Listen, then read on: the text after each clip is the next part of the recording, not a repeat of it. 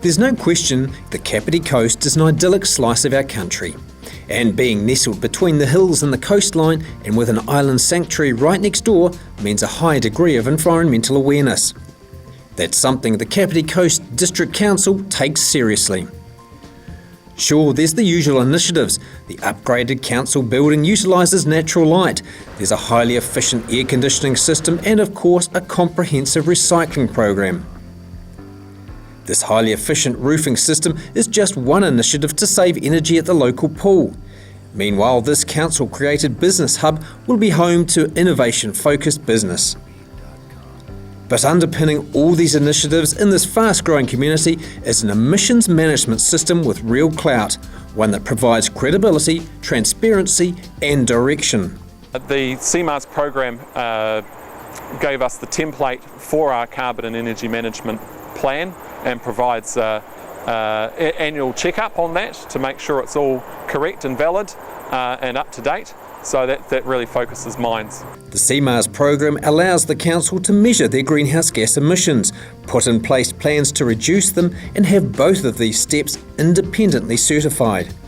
So it's helped us by giving us a really robust way of reporting our emissions and transparency, and that oversight as well has helped us understand our emissions better and our emission sources and ways that we can target and reduce those emissions.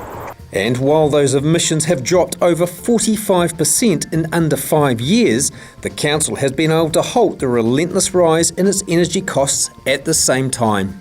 But to achieve all this has meant investigating and acting on every aspect of council emissions. We're here at the Paraparaumu wastewater treatment plant, which treats waste from practically the whole of the Kāpiti Coast District. It's also where you find all the largest emissions sources at council. So it's really important in terms of CMARS that we understand those emission sources that are occurring here properly, and the process of CMARS has allowed us to do that. The CMARS audit immediately identified a key emission source here, the mixing of green waste and sewage sludge prior to going to landfill. That stopped, and newer and more efficient waste technology has been adopted.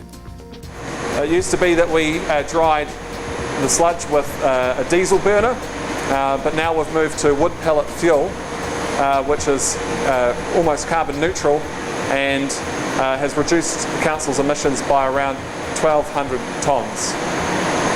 But they're still looking to improve. Take this dried sewage sludge waiting for disposal to landfill. And it represents our largest remaining emission source because this biological material produces methane when it's buried. If we can find a way of eliminating that methane, we will be most of the way to achieving our 80% emissions reduction target. That's right, this progressive council has lofty ambitions to reduce emissions 80% by 2022. That's good news for ratepayers and those around the council table.